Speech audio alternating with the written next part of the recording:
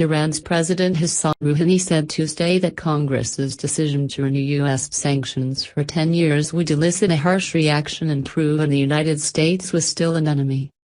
America is our enemy, we have no doubt about this.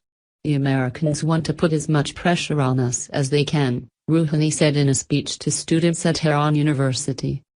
The Iran Sanctions Act passed the U.S. Senate 99-0 last week, after easily clearing the House of Representatives in November.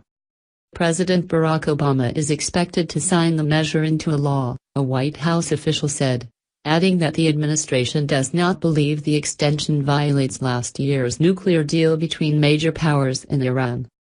Obama has suspended sanctions related to Iran's nuclear program since the agreement went into effect at the start of the year.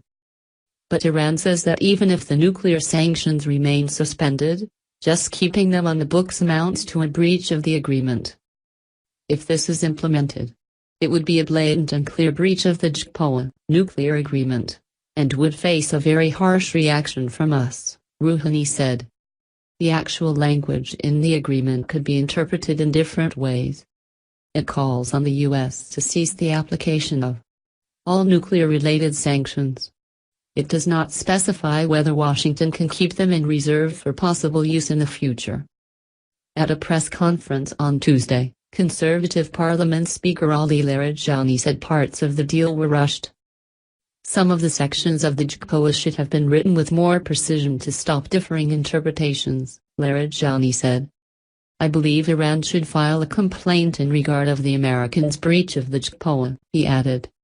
Rouhani and other top officials are due to meet on Wednesday to discuss the issue. Rouhani, who is expected to run for a second term in May, has faced a barrage of criticism from conservatives who say his team made too many concessions in the nuclear deal for minimal economic gain. In Tuesday's speech, he emphasized that his team had not acted alone and that Supreme Leader Ayatollah Ali Khamenei was closely involved at every stage of the negotiations. We took no step on the JCPOA issue without consulting the honorable leader, Rouhani said. Although Iran has managed to significantly ramp up its oil exports since the deal, it has struggled to rejoin the international financial system because major Western banks remain reluctant to do business for fear of remaining non-nuclear U.S. sanctions. The result has been that Iran has been unable to attract the huge foreign investment which Rouhani has said is necessary to rekindle the country's battered economy.